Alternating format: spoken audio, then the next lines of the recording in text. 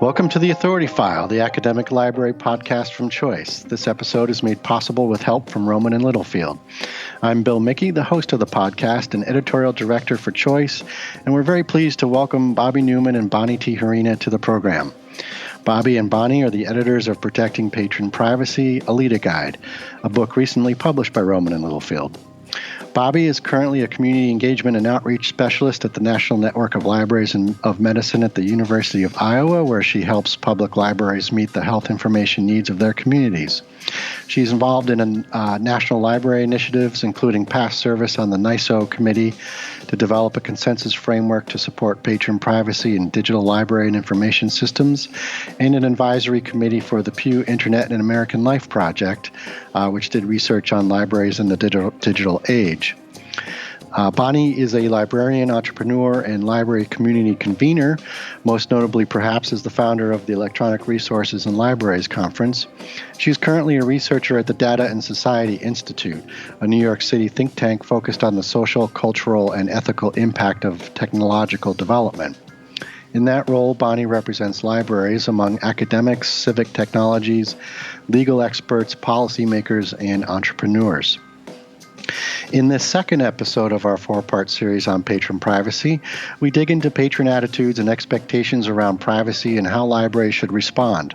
In the next two episodes, released weekly, we'll touch on ethical considerations libraries face and the practical side of privacy, how libraries can implement their own procedures and policies.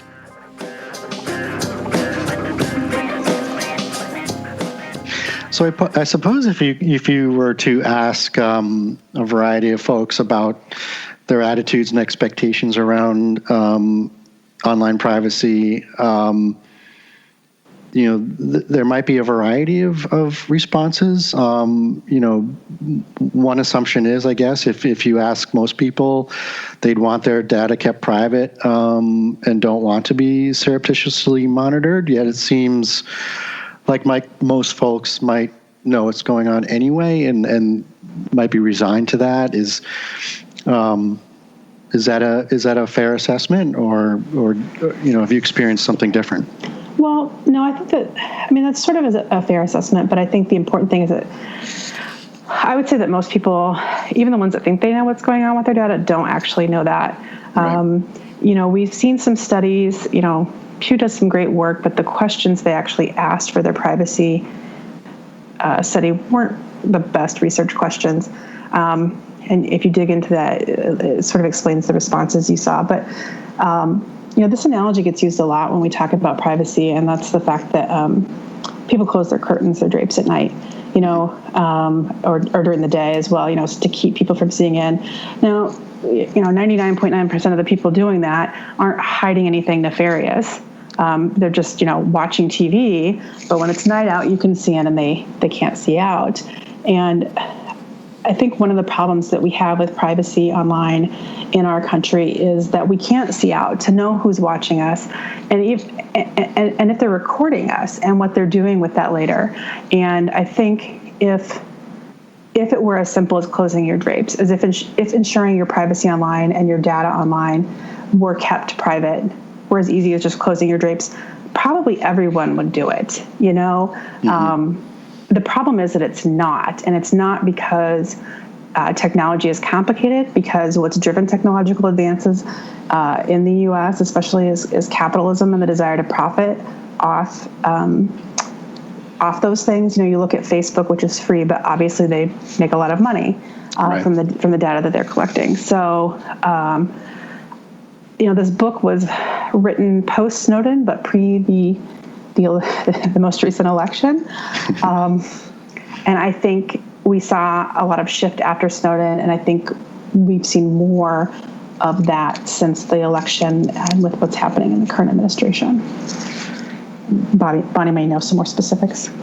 Well, I also think, so I agree with Bobbi. I think that there definitely are people who feel like, even Mark Zuckerberg said privacy is dead. He said that a few years ago. There's this idea that no one cares about it, but what we do actually see from studies is that people do care, but they're often feeling pretty overwhelmed or disempowered to do anything about it. You don't want to not use Facebook if that's the place you're primarily connecting with old friends and family. But they're not necessarily wanting to not share information about themselves, but they also don't necessarily know how to protect themselves more online. And I think as tools are getting easier and are not just for the sort of technologically more savvy or elite folks, as these sort of more privacy focused tools and technologies become available, I think we'll see more people using them. So I think attitudes definitely changed after we saw how much information was collected about us. But I think as we can make privacy an easier thing to get, then I think we'll see attitudes, I think, adjust again. Yeah, and I suppose this factors into how libraries approach their privacy policies and guidelines in the library itself. In his foreword to the book, James LaRue, who is the director of the American Library Association Office for Intellectual Freedom and Freedom to Read Foundation, tells this anecdote about a library copy machine that stored a patron's information on its hard drive. And then in your introduction, you mentioned the uproar that resulted from Adobe Digital Editions collecting ebook engagement data. So we have the vendor angle with privacy, but we also have sort of the political and policy-driven influence. Based on the contributions that have come in for the book, I mean, what are some general recommendations in terms of how libraries should also navigate those two influences, the commercial and the political?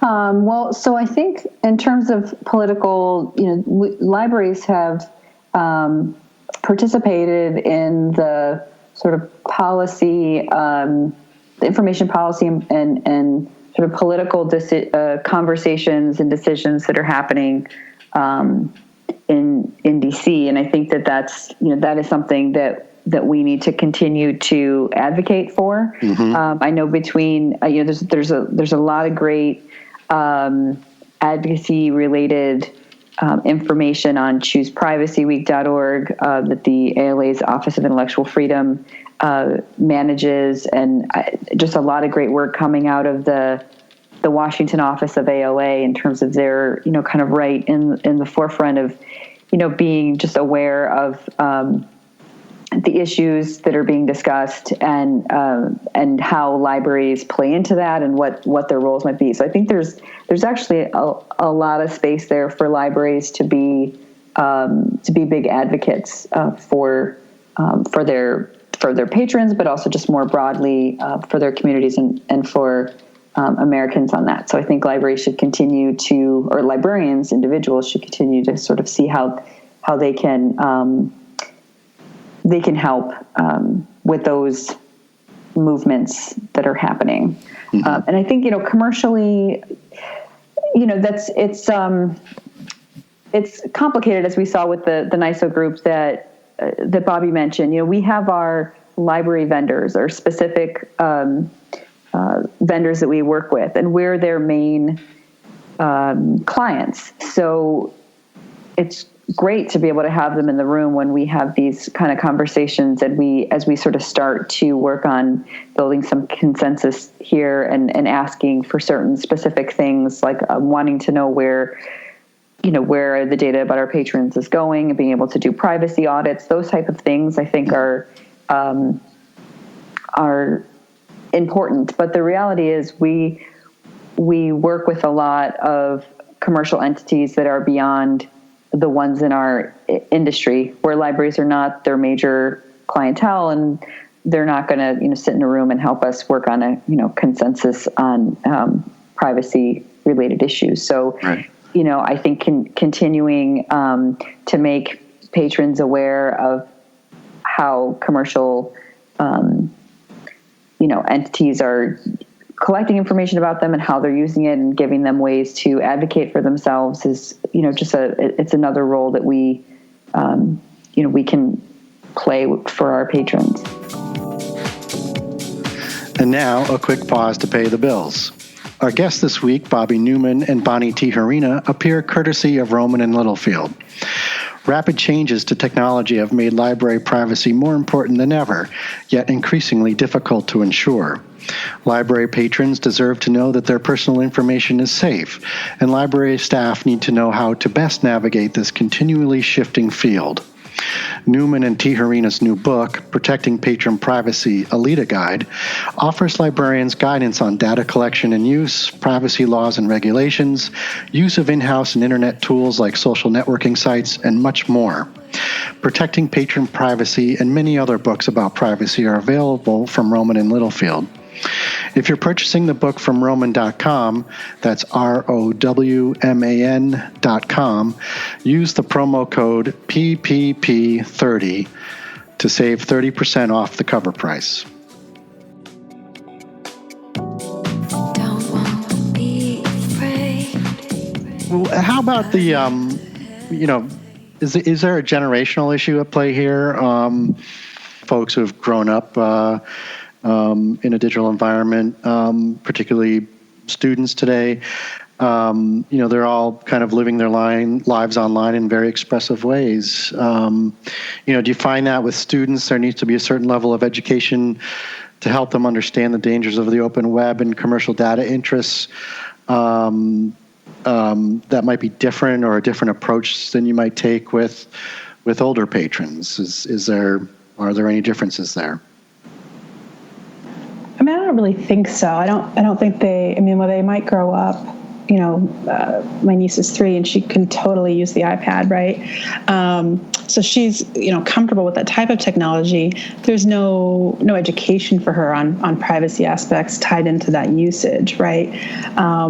So I think they're coming from often the same place that older adults are.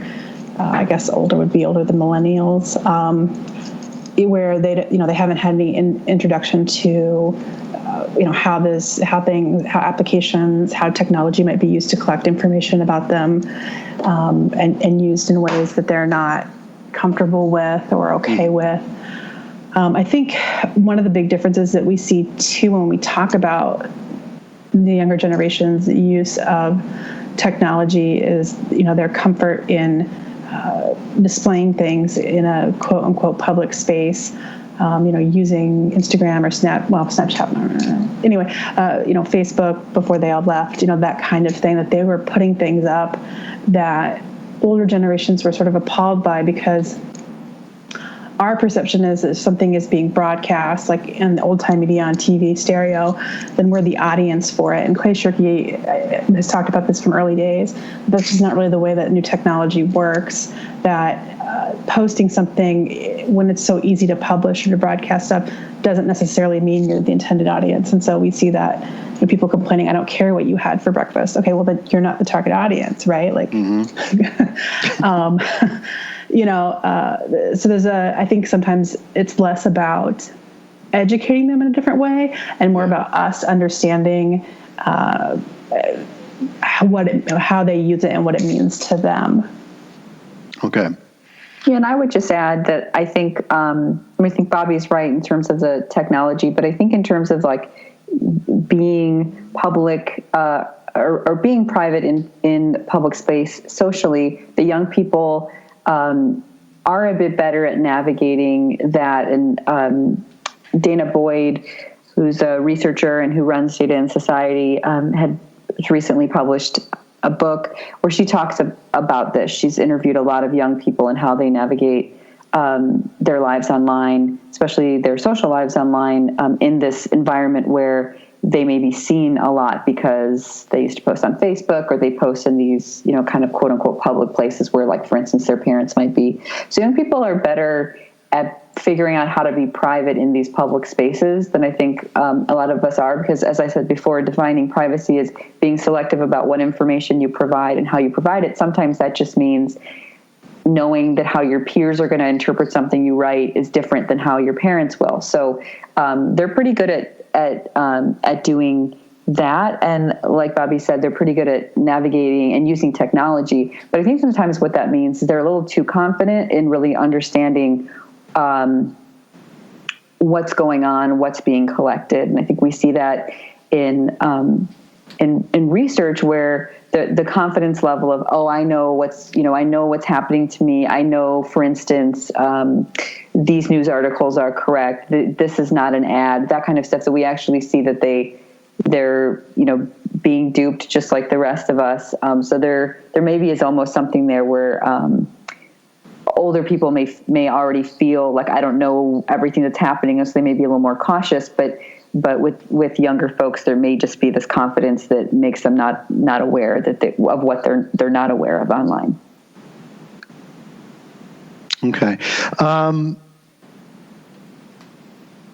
So then let's take a look a little bit more internationally, and just still keeping this pretty top level, but based on what was some of the contributions in the book. I mean, what have you learned in terms of how our country's approach to privacy legislation might differ from what you're seeing in other countries around the world?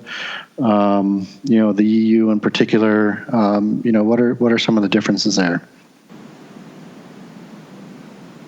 Yeah, I think the EU, their legislation has seemed much more, and their policies have seemed much more focused on the citizen and sort of citizens' rights, which then, of course, would directly make it more focused on the privacy rights of individuals and putting the burden on more of the company and the work that they need to do to inform individuals what's being collected and to protect the data that is being collected about them. So I think we're seeing more coming out of the EU on what that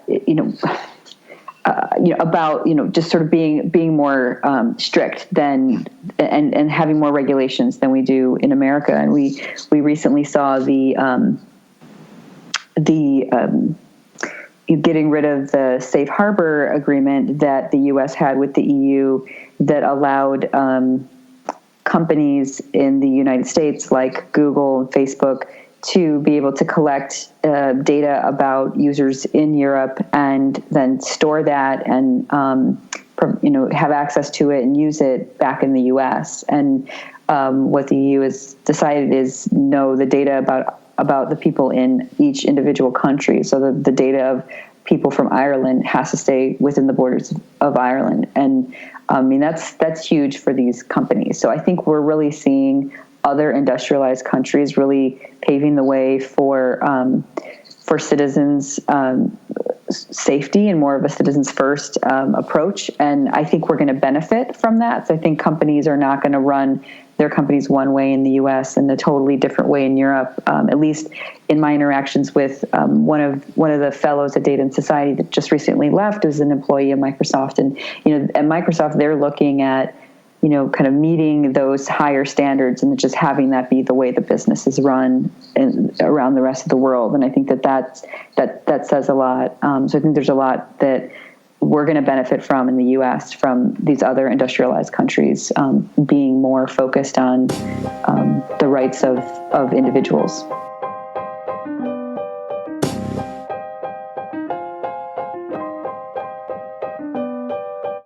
You just heard from Bobbi Newman and Bonnie Tijerina. Bobbi is Community Engagement and Outreach Specialist at the National Network of Libraries of Medicine at the University of Iowa, and Bonnie is a researcher at the Data and Society Institute, a New York City think tank. This concludes episode 2 of our 4-part series discussing digital privacy in libraries and the recent book out from Rowman and Littlefield, edited by Bobbi and Bonnie, called Protecting Patron Privacy, a LITA Guide. This episode was brought to you by Rowman and Littlefield and Choice. Be sure to join us for episode 3, where we talk about the ethical considerations libraries must face when they begin to formalize their missions around patron privacy. There's different reasons to collect different data, right? So obviously we have to keep track of who has a book while it's checked out. But after it's been returned, we don't have any reason to keep track of which individual had that book out. We don't have a good reason. And there are probably people who would argue that with me, and I don't care. You can search for and listen to all of the episodes of the Authority File podcast on iTunes, Google Play, and Stitcher, or you can find us on the Choice website at choice360.org. Just click on the librarianship dropdown. If you do listen to us on iTunes or Stitcher, be sure to give us a review. We hope that you like what you hear.